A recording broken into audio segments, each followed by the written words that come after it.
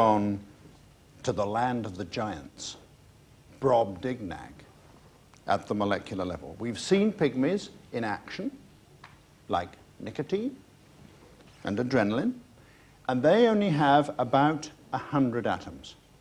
They're pygmies. They're the miniature molecules.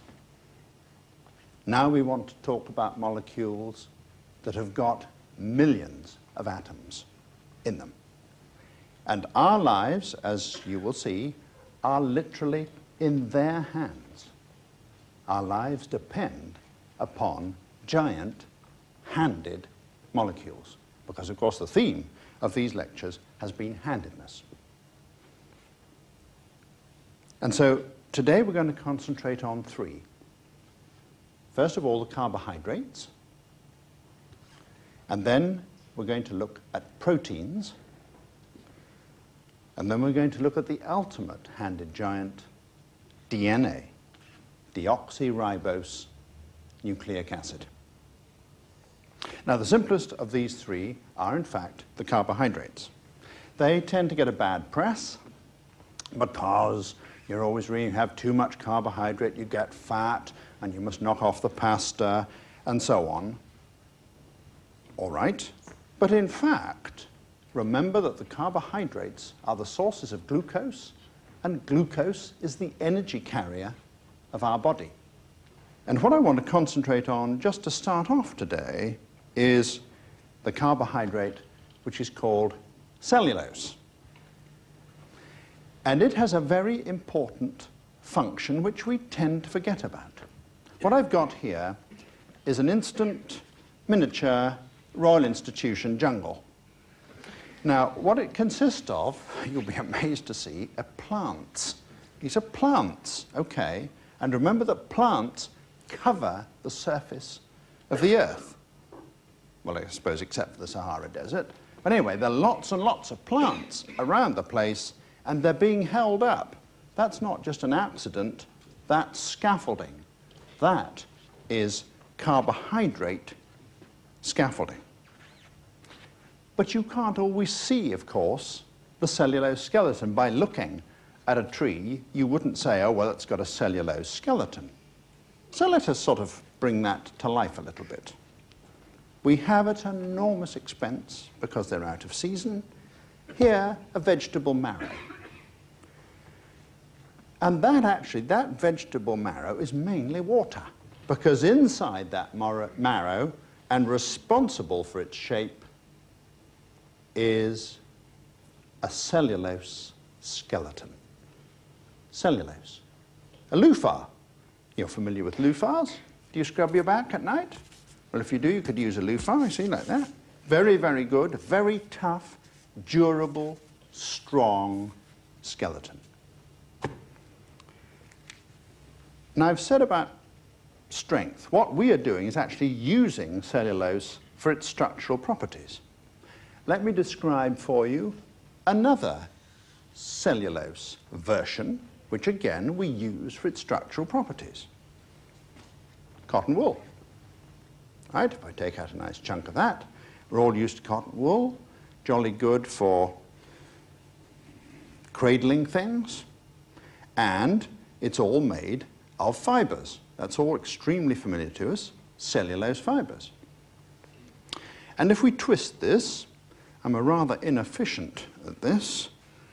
If you do that efficiently by machine, then that is the thread that you get. You get a cotton thread. And that's a useful thing for sewing up things and holding things and so on. Very important structure. And then we can think, okay, but, well, that's not much good, is it? It's not very, that's a rotten piece of thread. But what I want to try and impress on you is the fact that it's actually a bit stronger than it looks. That's a rotten little demonstration. So let's have a competition. We're going to have a molecular competition. Very simple. Thank you very much. Here's the arena for this competition. Now, can I have a couple of volunteers? Thank you very much. I need a team, you see. Thank you. Please come down. What's your name? Simon. Simon. Hello, Simon. And your name? Victoria. Victoria. Okay, jolly good. Now, I want one of you to be Cotton, and so you can be there. Okay, and you can come this side, Victoria. Okay, now let me just explain what this extremely sophisticated demonstration is. Okay, what we've got here is a steel wire. Steel. It's made of steel. And on this side, we've got a wire which is made of cotton. Right, now, which do you think is stronger, cotton or steel? How do we test this? This is a Royal Institution tensimeter. That's a fancy name for it. Right, okay. Now, what we're going to do is successively load these wires with weights, which are hiding behind here. So will you put on a weight, please? Thank you very much. That's a ½ kilogram weight. Okay, so that's 500-gram weight on each one. Very gentle, so we don't perturb anything. And notice that the tensimeter is reading 500 grams. Right, okay, and both of them are holding. Let's have another one. Very good. Very good. We're now up to a kilogram. Tensimeter is reading that on each side. Exciting, isn't it? Right, okay, let's have another one. And, oh, it's gone. But his is holding. That's the steel one. So the steel one has gone first, all right?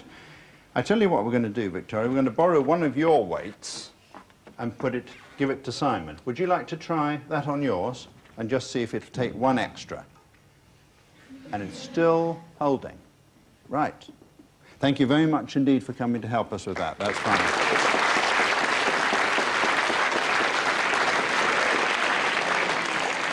So there must be something special happening in this cotton thread to make it so strong.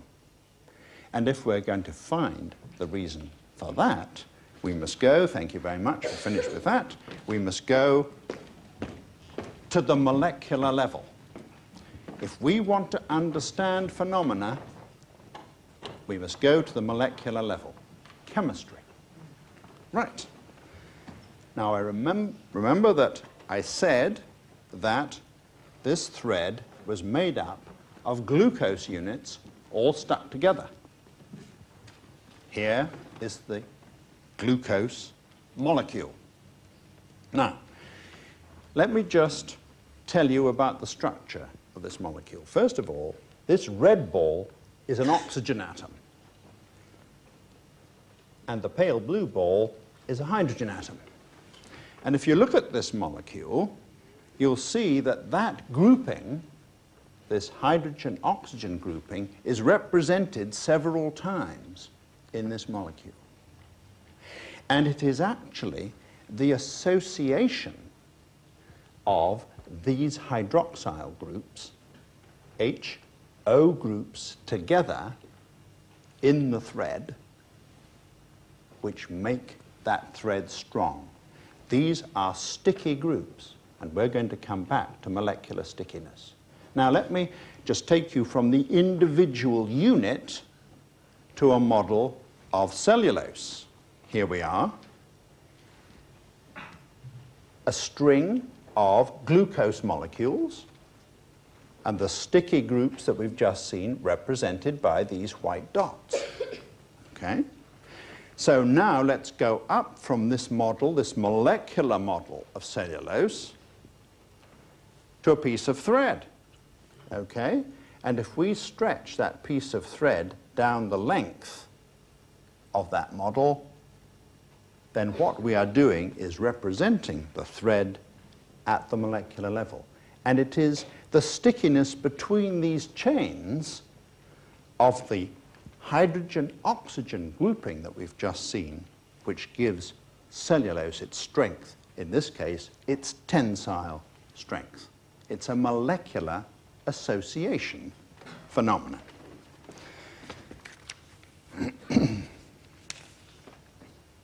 Right, now let's move on to proteins.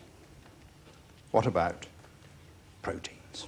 This is the second of the giants. And proteins have got very many more jobs to do. You see in the carbohydrates, we've got starch, which is source. That's the pasta and the potato and all the rest of it. That's a source, a direct source for us of glucose. Cellulose, the scaffolding, and food, incidentally, for horses and cows and so on. We can't digest it. It's the fiber in our diet. But apart from that, there are rather few functional carbohydrates. Proteins are, in fact, much more versatile. They've got many, many more jobs to do in life. And how can we illustrate that? Well, let's take, rather than just have a dollop of soya meal and so on here, let's take a more living example of proteins in action. And it's very nice to have, from the London Zoo. Hello, thanks very much for coming. Your name, please? Andy. And you brought with you? Tyto. Tyto. Isn't she beautiful? Isn't he beautiful? Isn't he beautiful?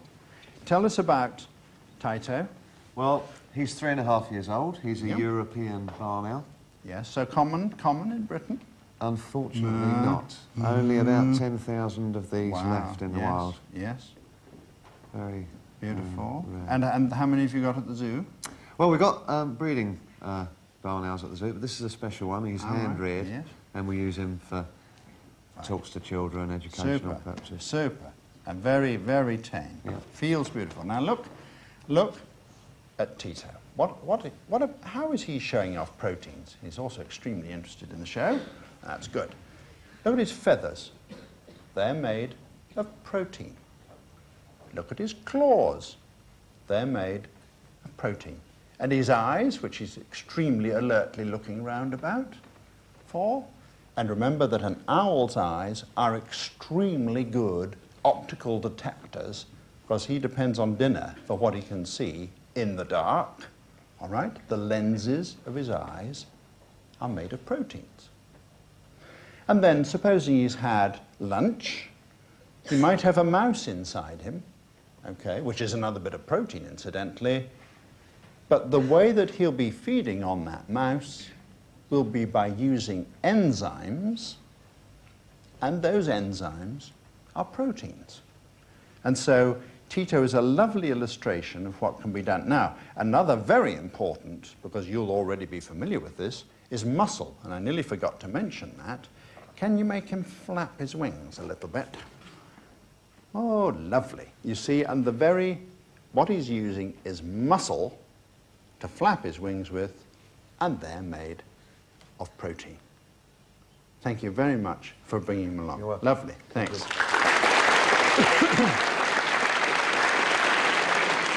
Now, once, of course, you've had an owl, you can guess what we're going to have next, can't you? What are we going to have next?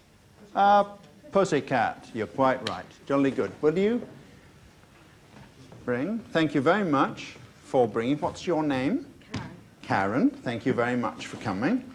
And what is Pussy's name? Millie. Millie. Okay, Millie. Lovely. So we look at Millie. Now, let us think in scientific, chemical terms. What is Millie? Well, what she is she's a cuddlesome bundle of molecules, all right? And don't you forget it, she's all molecules, all right? And so her fur is molecular, and it's a protein. Her claws, just like Tito's, are protein. And she may have something in common with the owl in having a mouse inside her. Did she have a mouse for lunch? No, nothing so disgusting. Okay, but whatever it was, she probably had a proprietary cat food, which I'm not allowed to mention, and she's digesting that also with her enzymes, which are proteins. Thank you very much for bringing her along. Thank you.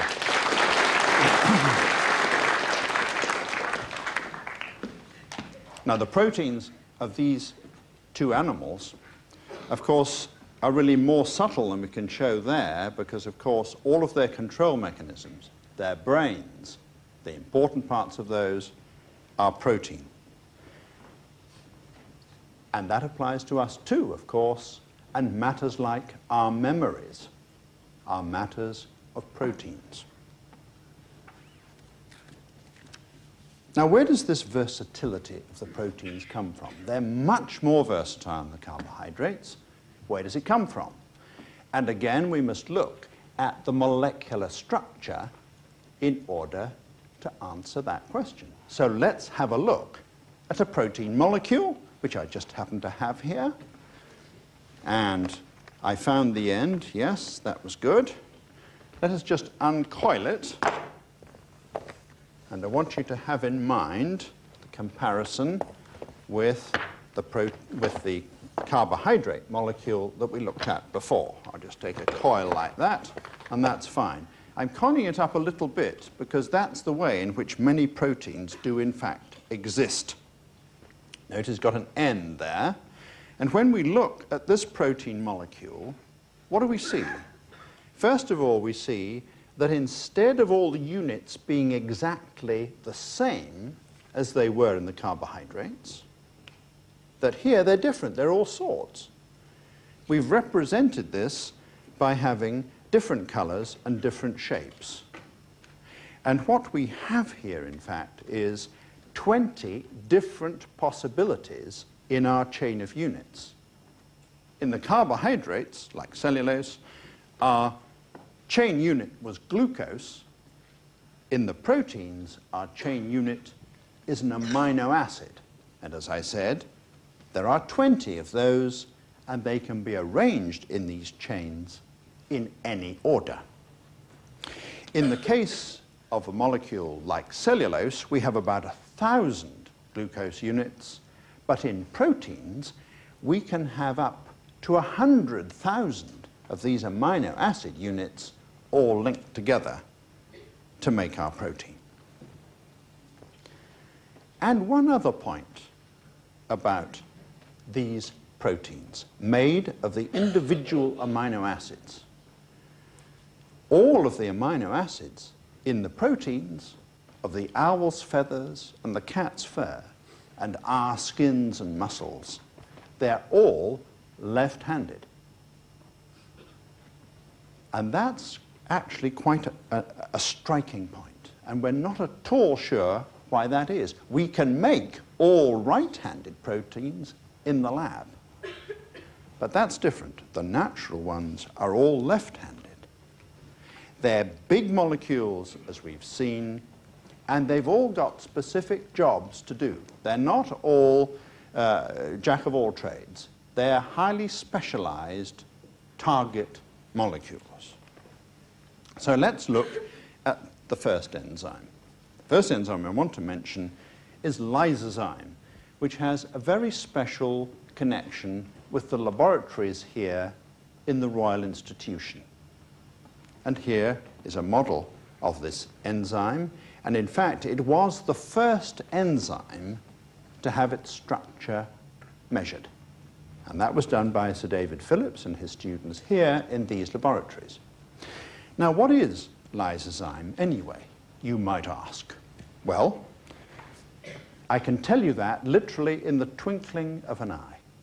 When you blink, your eyelid is like a windscreen wiper. It's wiping your eyeball. But then think what your eyeballs are like. They're warm and wet, like British beer. And that's an ideal place for bacteria. It's really a sort of bacterial rest home. And they can settle down in your tears, and they'll breed like crazy at your body temperature. And so the body has got to protect itself from these foreign invaders, and it does this with lysozyme. Lysozyme attacks these bacteria. Now, that's the model, but let's look now, and that structure was determined in 1964, let's look at a modern computer representation of that structure. And I've got a highly trained computer operator. Yes, thank you very much for coming to join us. What's your name? Tim. Tim. Okay, Tim. Now, Tim is on instruction going to produce pictures for us, but is going to let us just have a quick look at this picture. So here is lysozyme, and you can see the resemblance between this structure and that structure, okay, the structure we've just been looking at. Furthermore, this structure shows us the gaping jaws of this molecule, ready to bite. Exciting, isn't it? Okay, now, what we want to see is this structure turned into what is called a space-filling representation, where we're going to put balls representing the atoms all over these sticks. Can you do that for us now, Tim? Thank you very much. Now, it takes a little bit of time because it's actually quite a complicated computer change. And what I'd like to just emphasize is that this method of looking at molecules has become very important in chemistry, because we don't necessarily need to go dashing off into the laboratory to look at what reactions we might do or how molecules would fit together.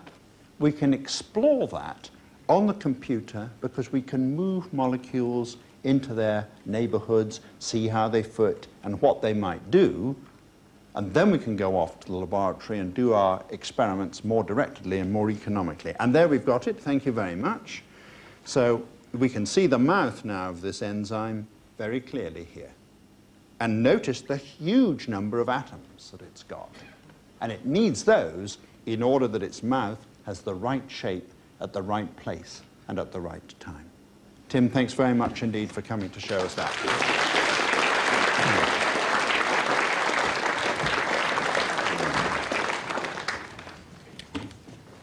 So what happens? What happens when lysozyme spots a bacterium? Well, we can represent that.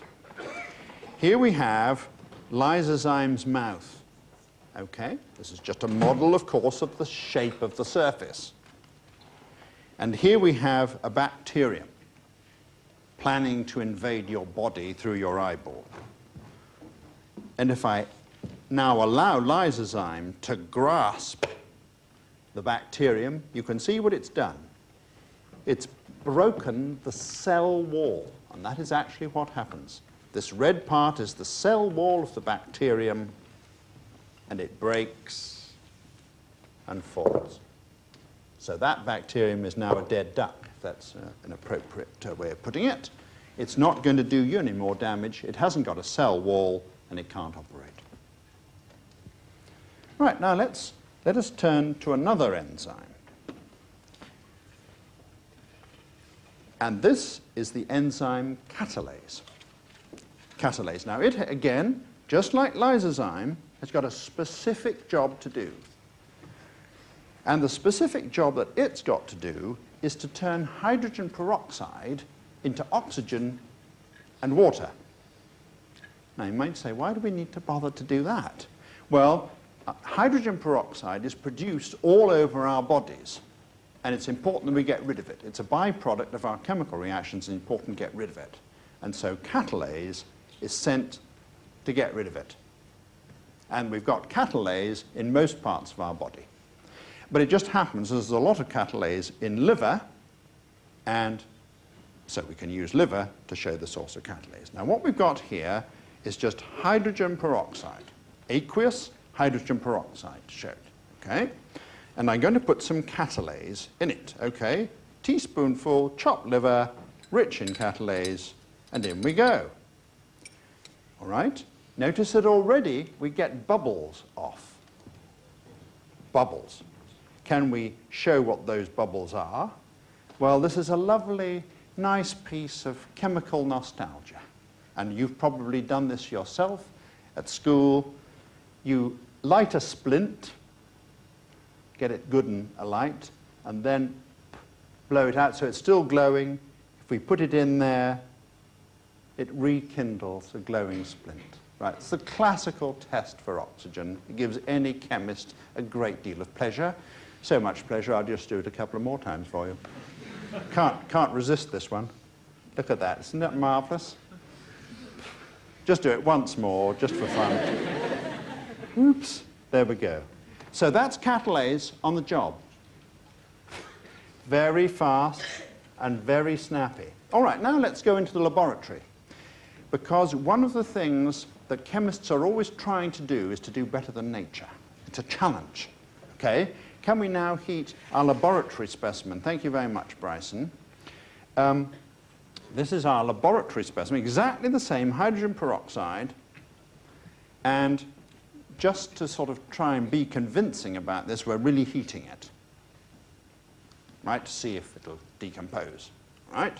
So if we light our glowing splint now, make our glowing splint, there we are, well alight, plenty of glow, dip it in, what's going to happen? Nothing, all right? Just to be absolutely sure that everything's all right, relight, glowing, in we go, nothing, all right? So there's obviously between these two processes, the one catalyzed by the enzyme and the other being just done in the laboratory without any catalyst, there's a huge difference. Now, I can't wait long enough. I can't wait long enough to do any more for that. So, what I want to do now is, we're getting, that, right, yes. See, that's.